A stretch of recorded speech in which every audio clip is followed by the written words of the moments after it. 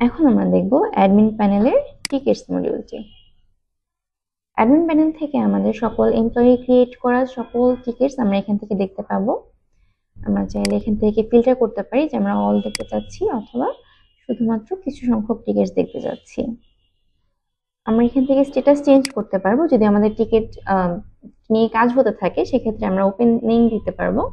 যদি রিসলভড হয়ে যায় তখন আমরা রিজলভ ক্লিক করব, তাহলে আমার টিকেটের কাজ শেষ হয়ে গেছে। আমরা চাইলে অ্যাকশন বাটন থেকে টিকিট ভিউ অথবা ডিলিটও করতে পারবো। এছাড়া আমরা আমাদের যত টিকিট লিস্ট সেটা আমরা চাইলে এক্সপোর্টও করতে পারবো। নতুন করে অ্যাডমিন প্যানেল থেকে টিকিট ক্রিয়েট করতে হলে ক্রিয়েট টিকিট বাটনে ক্লিক করছি। যদি রিকোয়েস্টার এমপ্লয়ি হয়ে থাকে এমপ্লয়ি অথবা ক্লায়েন্ট হয়ে থাকে ক্লায়েন্ট সিলেক্ট করে দেব। তখন আমরা এমপ্লয়ির নামগুলি আমার চলে আসবে। আমি এমপ্লয়ি সিলেক্ট করে দিচ্ছি। আমি টিকিটটা কাকে সলভ করতে দিচ্ছি সেই গ্রুপটা আমি এখানে অ্যাড করে দিলাম।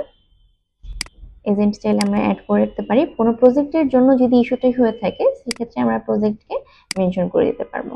টিকিটের সাবজেক্ট যদি থাকে কিছু,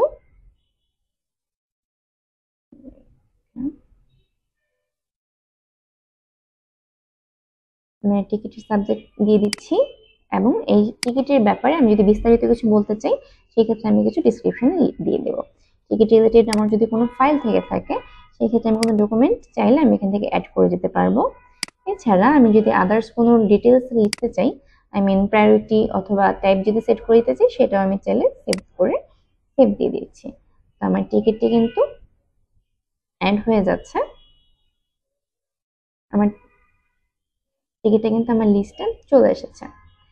এছাড়া আমরা দেখতে পাচ্ছি একটি টিকিট ফর্ম বাটন আছে এখানে। আমি যদি এটাতে ক্লিক করি আমরা দেখতে পারবো আমরা আসলে টিকিট কালেক্ট করার জন্য অথবা টিকিট অ্যাড করার সময় আমরা আসলে কি কি ফিল্ড চাচ্ছি, সেই ফিল্ডগুলি আমরা আদৌ কি রাখতে চাচ্ছি নাকি অফ করতে চাচ্ছি সেই অপশনটুকু আমাদের আছে। চাইলে আমরা যদি চাই টিকিট ডিসক্রিপশন ফিল্ডটা অফ করে রাখতে সেটা আমরা রাখতে পারবো। যেমন আমি প্রিভিউ সেশনে কিন্তু দেখতে পাচ্ছি এখন আর টিকিট ডিসক্রিপশন ফিল্ডটা নেই। আশা করি বুঝতে পেরেছেন।